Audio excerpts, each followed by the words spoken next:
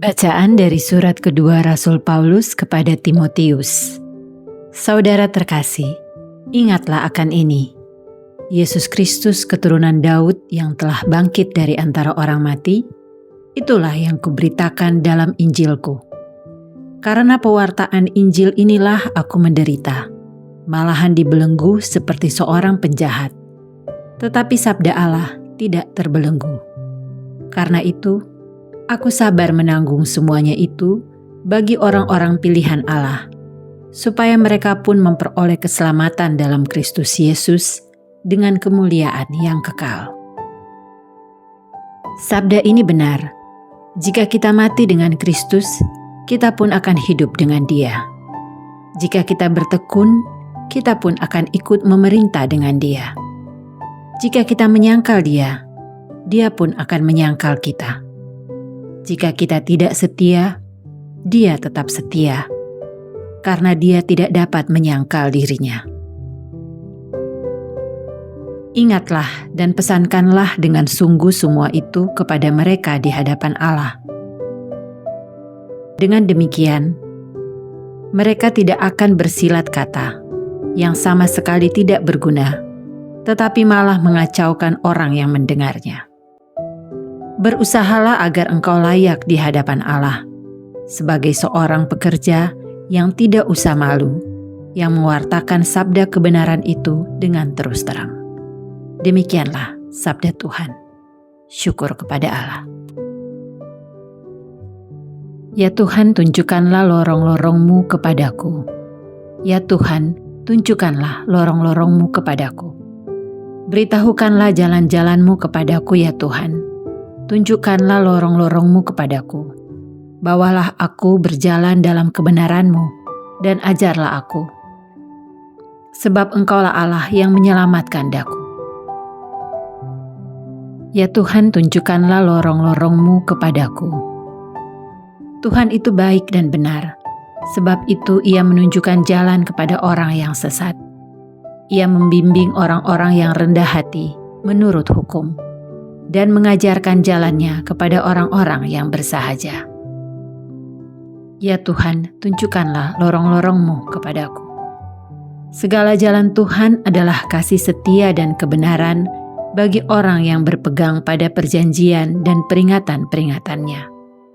Tuhan bergaul karib dengan orang yang takut akan Dia, dan perjanjiannya Ia beritahukan kepada mereka. Ya Tuhan, tunjukkanlah lorong-lorong-Mu kepadaku. Injil Suci menurut Lukas. Dimuliakanlah Tuhan. Pada suatu hari, datanglah seorang ahli Taurat kepada Yesus dan bertanya, "Perintah manakah yang paling utama?"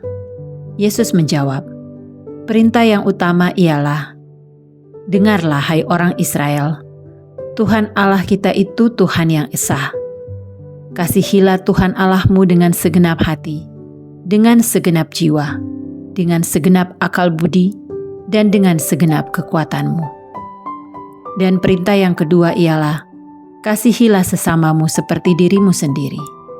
Tidak ada perintah lain yang lebih utama daripada kedua perintah ini."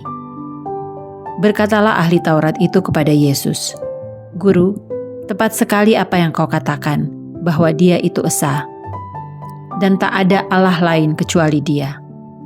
Memang mengasihi Dia dengan segenap hati, dengan segenap pengertian, dan dengan segenap kekuatan, serta mengasihi sesama manusia seperti diri sendiri, jauh lebih utama daripada semua kurban bakar dan persembahan." Yesus melihat betapa bijaksananya jawaban orang itu, maka Ia berkata kepadanya, "Engkau tidak jauh dari kerajaan Allah." Dan tak seorang pun masih berani menanyakan sesuatu kepada Yesus. Demikianlah sabda Tuhan. Terpujilah Kristus. Kita menerima warisan iman yang tidak bersumber dari daftar peraturan yang membebani hidup kita. Panggilan hidup sebagai murid Kristus adalah panggilan untuk mengasihi Tuhan dan sesama seperti mengasihi diri sendiri. Kita diajak untuk tidak pernah lelah menjadi perpanjangan tangan Kristus. Beranikah kita menghidupi panggilan mulia ini untuk mengasihi Tuhan secara penuh dan menjadi sahabat untuk orang-orang yang kita jumpai? Marilah kita berdoa. Allah Bapa Maha Pengasih, dalam Ekaristi ini kami mengenangkan sengsara, wafat dan kebangkitan Yesus Kristus Putra-Mu. Semoga semakin mantaplah iman kami untuk bertekun mengikuti Putra-Mu, dan kelak kami boleh menikmati kerajaan-Mu yang abadi. Sebab Dialah Tuhan pengantara kami. Amin. Keadilan komutatif. Kita dalam menjalani hidup sehari-hari, entah secara sadar atau tidak sadar, melakukan sebuah praktik keadilan. Praktik keadilan adalah tindakan yang dilakukan dengan menjunjung tinggi nilai keadilan. Keadilan pada dasarnya berbeda dengan sama rata. Keadilan mengarah pada segala hal yang tolak ukurnya adalah nilai kemanusiaan. Sedangkan sama rata berarti segala hal dibagi sama rata berkaitan dengan kesepakatan. Kita mengenal istilah barang siapa berbuat baik, ia akan mendapat kebaikan pula dalam hidupnya. Sekilas hal itu seperti sebuah karma. Itu bukanlah karma. Kita mengenal dengan apa yang namanya keadilan komutatif. Sebagai contoh, kekayaan kita dilindungi, utang dilunasi, kewajiban kontrak dipenuhi, ganti rugi yang diberikan atas ketidakadilan atau kerusakan, dan mengembalikan barang yang dicuri. Tindakan-tindakan tersebut disebut dengan keadilan komutatif, yang bisa diartikan sebagai tindakan positif timbal balik akibat perilaku yang mereka perbuat.